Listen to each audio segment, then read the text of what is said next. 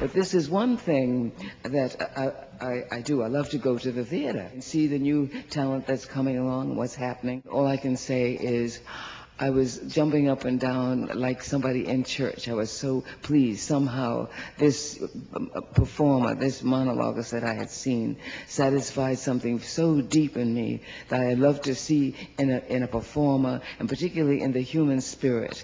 And I won't tell you any more about him. I would like you to see something of him for yourself. It's one of these performers that gives you a jolt. And it tells you something beyond just the words.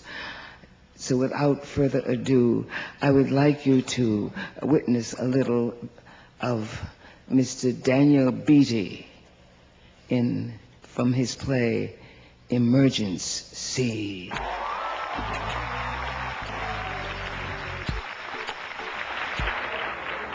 As a boy, I shared a game with my father. Played it every morning till I was 3.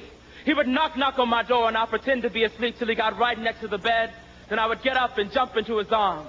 Good morning, Papa. And my papa, he would tell me that he loved me. We shared a game, knock.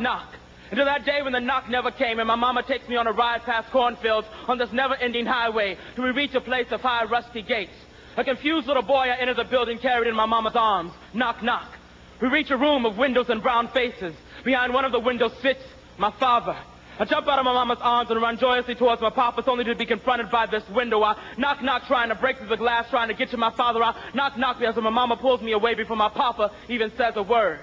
And for years he has never said a word, and so 25 years later I write these words for the little boy in me who still awaits his papa's knock. Papa, come home, because I miss you. Miss you waking me up in the mornings and telling me you love me.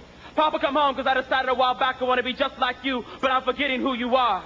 And 25 years later, a little boy cries, and so I write these words and try to heal and try to father myself. And I dream up a father who says the words my father did not.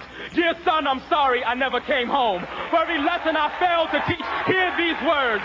Shave in one direction with strong, deliberate strokes to avoid irritation. Dribble the page with the brilliance of your ballpoint pen. Walk like a god, and your goddess will come to you.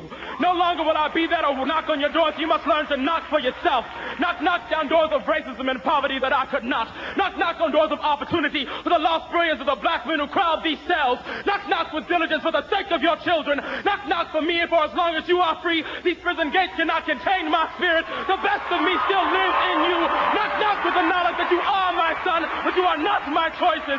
Yes, we are our father's sons and daughters, but we are not their choices. For despite their absences, we are still here, still alive, still breathing, with the power to change this world, one little boy and girl at a time. Knock, who's there? We are